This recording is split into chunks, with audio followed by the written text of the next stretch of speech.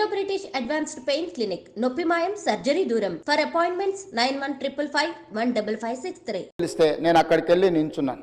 పక్కన ఒక మహిళ నించొని మీరెవరు అని అడిగింది. నేను వారిని ఎవరో సహజంగా అక్కడికి వచ్చిన వారికి నివాళులు అర్పించడానికి వచ్చిన వాళ్ళు ఎవరో అనుకొని చాలా క్యాజువల్గా మాట్లాడాను అధ్యక్ష.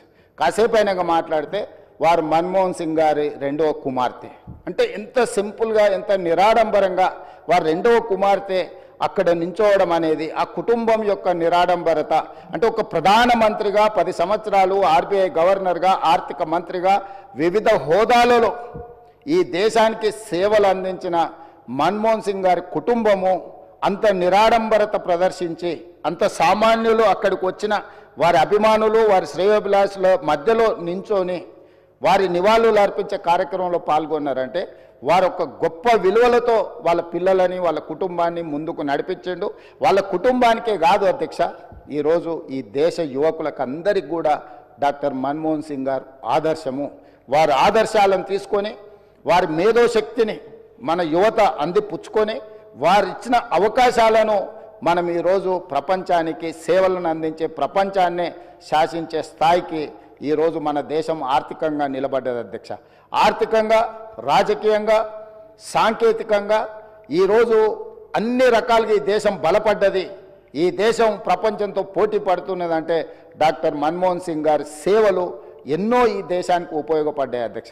అలాంటి గొప్ప నాయకుడిని కోల్పోయిన సందర్భంగా ఈరోజు తెలంగాణ శాసనసభ తమరి నాయకత్వంలో ఒకరోజు సమావేశాలను ఏర్పాటు చేసి రాజకీయాలకు అతీతంగా ఎన్ని విషయాలలో మనకు భిన్న అభిప్రాయాలు ఉన్నా ఈ దేశంలో ఉండే 140 కోట్ల ప్రజలకు అన్ని రాజకీయ పార్టీలు అన్ని సంఘాలు ఆర్ఎస్ఎస్ నుంచి ఆర్ఎస్యు వరకు కమ్యూనిస్టుల నుంచి ఈరోజు మిగతా రాజకీయ పార్టీల వరకు ఎవరిని తీసుకున్నా ఈరోజు మన్మోహన్ సింగ్ గారి పట్ల ఏకాభిప్రాయమే వ్యక్తం చేయాల్సిన సందర్భం అధ్యక్ష.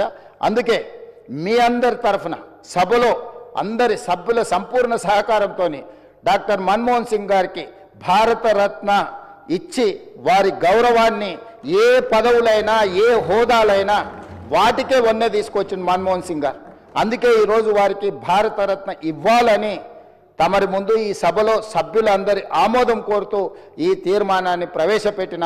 ఇదే కాకుండా ఆర్థికవేత్తగా ఆర్థిక విధానాలను ముందుకు తీసుకొచ్చిన డాక్టర్ మన్మోహన్ సింగ్ గారి విగ్రహం తెలంగాణ రాష్ట్ర ఏర్పాటులో ప్రధానమంత్రిగా రాజ్యసభలో ఒక దశలో రాజ్యాంగ సవరణల కోసం వచ్చిన చర్చలో తెలంగాణ రాష్ట్రం వెనక్కి పోతుందేమో అన్నంత గందరగోళ పరిస్థితులు ఏర్పడ్డాయి అధ్యక్ష. ఆ సమయంలో వారి అనుభవాన్ని కంప్లీట్గా ముఖ్యంగా మనం ఇక్కడ గుర్తు చేసుకోవాల్సింది డాక్టర్ మన్మోహన్ సింగ్ గారికి అత్యంత సన్నిహితుడుగా అత్యంత నమ్మకమైన సహచరుడుగా జైపాల్ రెడ్డి గారు కొనసాగినారు. జైపాల్ రెడ్డి గారు ఆ రోజు మన్మోహన్ సింగ్ గారితో మాట్లాడి సమన్వయపరిచి రాజ్యసభలో ఆ సవరణలకు అవసరమైన స్టేట్మెంట్ ప్రధానమంత్రికి వెళ్ళి రాజ్యసభలో వారి స్టేట్మెంట్ ఇవ్వడం జరిగింది. రాజ్యాంగ సవరణకు తిరిగి లోక్సభకు పంపాల్సిన పరిస్థితుల నుంచి ఆ క్లిష్టమైన పరిస్థితిలో వ్యూహాత్మకంగా చతురతతో డాక్టర్ మన్మోహన్ సింగ్ గారు రాజ్యసభలో వెళ్ళి ప్రకటన చేయడంతో ఈరోజు మన సర్వస్వతంత్ర తెలంగాణ రాష్ట్రంగా మనం ఏర్పడడమే కాకుండా 10 సంవత్సరాలు పూర్తి చేసుకొని తెలంగాణ రాష్ట్రంలో మనం పరిపాలన కొనసాగిస్తున్నాం.